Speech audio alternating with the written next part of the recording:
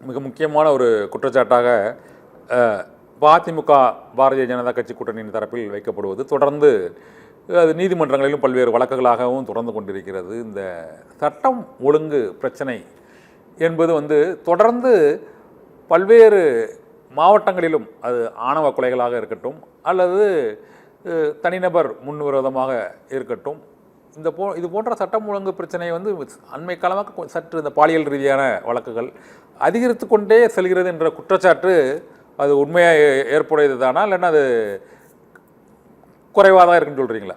குற்றங்கள் நடைபெறுகிறது என்பதை நான் மறுக்கவில்லை. உடனடியாக அந்த குற்றச்செயல்கள் தெரிய வந்தவுடன் காவல்துறை உடனடியாக நடவடிக்கை எடுக்கிறது என்பதையும் நாம் மறந்துவிடக்கூடாது. உதாரணத்துக்கு சொல்ல வேண்டுமென்றால், அதிமுக ஆட்சி காலத்தில், அது எடப்பாடி ஆட்சி காலத்தில் 8 லட்சம் குற்றங்கள் பதிவாகியிருந்தன. ஆனால் இப்பொழுது ஒரு 1.5 லட்சம் குற்றங்கள் தான் பதிவாகி இருக்கின்றன. காவல்துறையினர் உடனடியாக நடவடிக்கை எடுக்கிறார்கள். நடவடிக்கை எடுத்தாலும் அவர்கள் ஒப்புக்கொள்ள மாட்டேன் என்கிறார்கள். அண்ணா பல்கலைக்கழகத்தில் ஒரு தவறு செய்தார் என்றவுடன் உடனடியாக அவர் கைது செய்யப்பட்டார். கைது செய்யப்பட்டவுடன் அவர் ஏன் தவறு செய்தார், திமுக ஆதரவோடு தவறு செய்தார் என்று சொல்கிறார்கள். குற்றவாளி கைது செய்யப்பட்ட பிறகும் அதே போல இப்பொழுது காவல்துறையைச் சேர்ந்த 7 அதிகாரிகள் அலுவலர்கள் சஸ்பெண்ட் செய்யப்பட்டு கைது செய்யப்பட்டார்கள். ஆனாலும் அதை மறுத்து இவர்கள் ஏதாவது சொல்கிறார்கள்.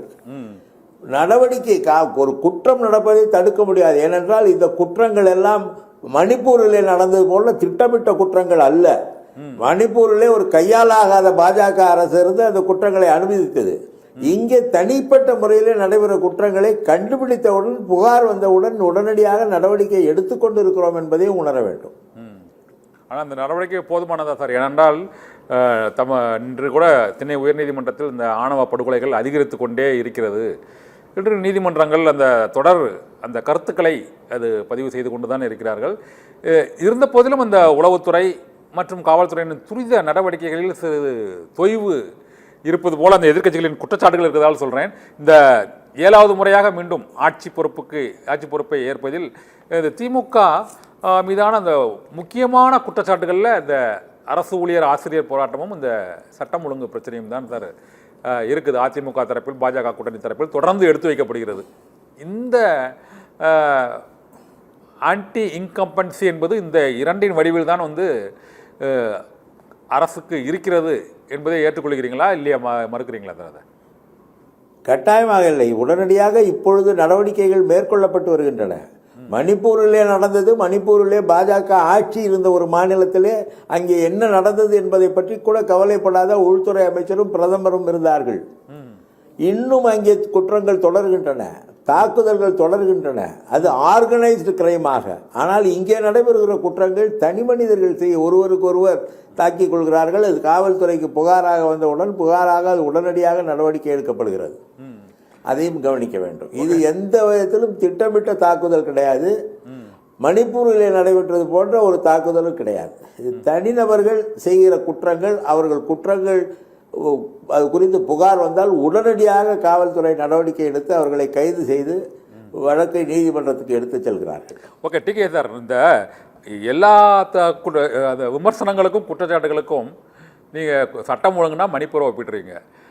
பழைய ஓய்வூதிய திட்டம் மற்றும் அரசு ஊழியர் போராட்டம்னா அது ஜிஎஸ்டி வரினால எங்களுக்கு மத்திய அரசு நிதி ஒதுக்காதனால அந்த திட்டங்களை நிறைவேற்ற முடியலை அப்படின்னு சொல்கிறீங்க. ஆனால் இங்கே மாநில பிரச்சனைகளில் நீங்கள் கடந்த அதிமுக ஆட்சியை தான் அதில் ஒப்பிடணுமே தவிர தொடர்ந்து கடந்த முறையும் மத்திய பாஜக அரசை தான் ஒப்பிட்டீர்கள். இப்போது மத்திய அரசை பாஜக மட்டுமே ஒப்பிடுவது 2026 தேர்தல் களத்தில் அது என்ன விளைவுகளை ஏற்படுத்தும், அது மக்களால் ஏற்றுக்கொள்ளப்படும் என்று எதிர்பார்க்கிறீங்களா சார்? இல்லை, நான் தான் சொன்னேனே, நான் இப்போ அவங்கள நிதி விஷயத்தை தான் அவங்கள நான் ஒப்பிடுறேன். நீட் தேர்வு அதிமுக ஆட்சி காலத்தில் எடப்பாடி பிரதமராக இருக்கும் பொழுது ஜெயலலிதா அதை மறுத்து பேசி அனுமதிக்காத நிலையில் இவர் பிரதமராக வந்தவுடன் நீட் தேர்வு கொண்டு வரப்பட்டது. அதற்கு பொறுப்பு அதிமுக. அதே போல சட்டம் ஒழுங்கிலும் அதிமுக ஆட்சி காலத்தில் 8 லட்சம் குற்றங்கள் நடைபெற்றன. இப்பொழுது அது இல்லை. இது ஒன்றிய அரசின் புள்ளி விவரங்களிலே அது தெரிகிறது. இதை நான் சொல்ல வேண்டிய அவசியம் இல்லை. ஒன்றிய அரசின் பல புள்ளி விவரங்கள் அதிமுக ஆட்சி காலத்தில் எவ்வளவு குற்றங்கள் நடைபெற்றன, இப்பொழுது எந்த குற்றங்கள் நடைபெற்றிருக்கின்றன எல்லாம் பட்டியல் வெளியிட்டிருக்கிறார்கள். அதையெல்லாம் ஒப்பிட்டு பார்க்க வேண்டும். அதிமுக ஆட்சி காலத்தில் தான் நிறைய குற்றங்கள் நடைபெற்றிருக்கின்றன என்பதை நான் சொல்கிறேன். Okay sir.